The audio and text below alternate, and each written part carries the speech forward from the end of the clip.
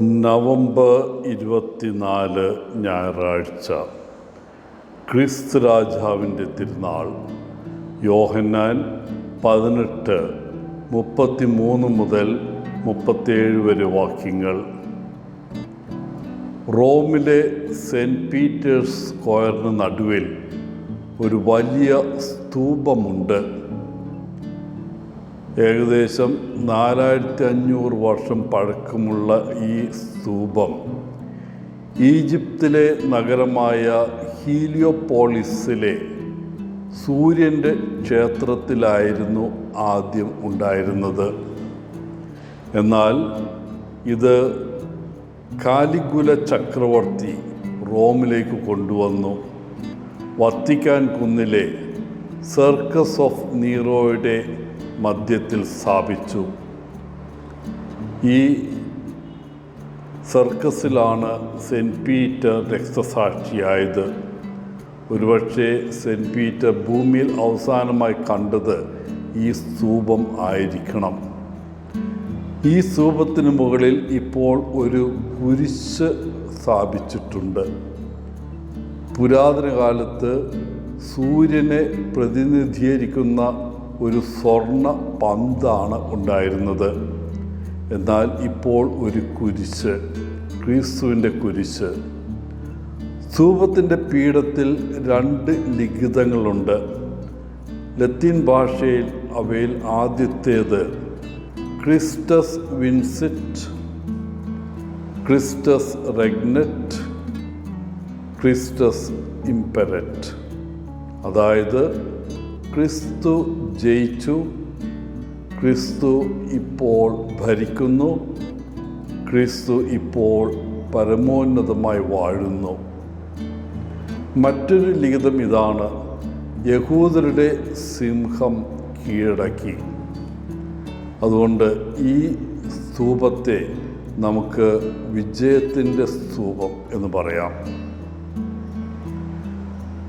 ക്രിസ്തു തൻ്റെ കുരിശിൻ്റെ ശക്തിയാൽ ലോകത്തെ വിജയിക്കുകയും പുരാതന ലോകം അറിഞ്ഞിരുന്ന ഏറ്റവും വലിയ ശക്തിയായ റോമൻ സാമ്രാജ്യത്തിൻ്റെ മേൽ പോലും വിജയം വരിക്കുകയും ചെയ്തു. ഇവിടെ സെൻറ്റ് പീറ്റേഴ്സ് സ്ക്വയറിൻ്റെ മധ്യത്തിൽ ഈ വിജയകരമായ ലിഖിതങ്ങൾ വഹിക്കുന്ന ഒരു സ്തൂപം നിലകൊള്ളുന്നു എന്നത് തീർച്ചയായിട്ടും അഭിമാനകരം തന്നെ. ഇന്ന് തിരുസഭ ക്രിസ്തു രാജാവിൻ്റെ തിരുനാൾ ആഘോഷിക്കുന്നു. ഈ തിരുനാളോടെ സഭയുടെ ആരാധന വർഷം സമാപിക്കുന്നു. ഇനി ആഗമനകാലമായിരിക്കും. ഈ തിരുനാൾ 1925 സ്ഥാപിച്ചുകൊണ്ട് പയസ് 11 മാർപ്പാപ്പ പ്രഖ്യാപിച്ചു പാക്സ് ക്രിസ്റ്റി ഇൻ റെഗ്നോ ക്രിസ്റ്റി. അതായത് ക്രിസ്തുവിൻ്റെ ഭരണത്തിൽ ക്രിസ്തുവിൻ്റെ സമാധാനം. ക്രിസ്തുവിൻ്റെയും സഭയുടെയും ഭരണം എല്ലാത്തരം ഭരണകൂടങ്ങളിലും പരമാധികാരം പുനഃസ്ഥാപിക്കുന്നതിനും തൻ്റെ അവതാരത്തിലൂടെ കുരിശുമരണത്തിലൂടെയും ക്രിസ്തുവിനോട് നമ്മൾ കടപ്പെട്ടിരിക്കുന്നു എന്ന വസ്തുതയും നമ്മെ ഓർമ്മിപ്പിക്കുന്നതാണ് ഈ തിരുനാൾ. ദൈവത്തിൻ്റെ മക്കളും സ്വർഗരാജ്യത്തിൻ്റെ അവകാശികളുമായി നമ്മൾ മാറിയത് ഈ യേശു നമ്മുടെ രാജാവാണ് എന്നതുകൊണ്ടാണ്. സത്യത്താലും സ്നേഹത്താലും ഭരിക്കുന്ന നമ്മുടെ ആത്മീയ രാജാവും ഭരണാധികാരിയുമാണ് ക്രിസ്തു.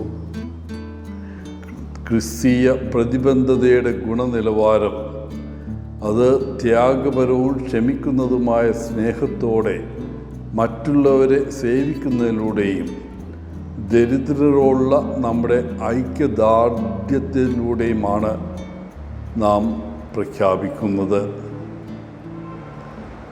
യഥാർത്ഥ ഭരണാധികാരമുള്ള ചക്രവർത്തിമാരും രാജാക്കന്മാരും ഇന്ന് ചരിത്ര പുസ്തകങ്ങളിൽ മാത്രമേ നിലനിൽക്കുന്നുള്ളൂ എങ്കിലും നമ്മുടെ ജീവിതത്തിൻ്റെ നിയന്ത്രണം ഏറ്റെടുക്കാൻ യേശുവിനെ അനുവദിച്ചുകൊണ്ട് നമ്മൾ ക്രിസ്തുവിനെ പ്രപഞ്ചത്തിൻ്റെ രാജാവായും നമ്മുടെ ഹൃദയങ്ങളുടെ രാജാവായും പ്രതിഷ്ഠിക്കുന്നു. ലോകമെമ്പാടുമുള്ള ആയിരക്കണക്കിന് മനുഷ്യഹൃദയങ്ങളിൽ യേശു ഇപ്പോഴും രാജാവായി വാഴുന്നു. കുരിശാണ് അവൻ്റെ സിംഹാസനം, ഗിരിപ്രഭാഷണമാണ് അവൻ്റെ നിയമവാഴ്ച. അവൻ്റെ പൗരന്മാർക്ക് ഒരു പ്രധാന നിയമമായിട്ട് ഇത് മാത്രമേ ഉള്ളൂ: എല്ലാറ്റിലുപരിയായിട്ട് ദൈവത്തെ സ്നേഹിക്കുക. പിന്നെ ഞാൻ നിങ്ങളെ സ്നേഹിച്ചതുപോലെ നിങ്ങളും മറ്റുള്ളവരെ സ്നേഹിക്കുക. യേശുവിൻ്റെ സ്നേഹം നിസ്വാർത്ഥവും അനുകമ്പയും ക്ഷമയും നിരുപാധികവുമാണ്. അവൻ രക്ഷാകരവും വിമോചിപ്പിക്കുന്നതുമായൊരു ദൗത്യമുള്ള രാജാവാണ്. എല്ലാത്തരം അടിമത്തങ്ങളിൽ നിന്ന് നമ്മെ മോചിപ്പിക്കുകയും ഭൂമിയിൽ സമാധാനത്തോടെയും സന്തോഷത്തോടെയും ജീവിക്കാൻ നമ്മെ പ്രാപ്തരാക്കുകയും സ്വർഗത്തിലെ നിത്യജീവിതത്തിലെ നമുക്കൊരു അവകാശം വാഗ്ദാനം ചെയ്യുകയും ചെയ്യുന്നു. എല്ലാവർക്കും ക്രിസ്തു രാജാവിൻ്റെ തിരുനാൾ മംഗളങ്ങൾ നേർന്നുകൊണ്ട് ഒത്തിരി സ്നേഹത്തോടെ പോളച്ചൻ CSSR ഫ്രം കേരള.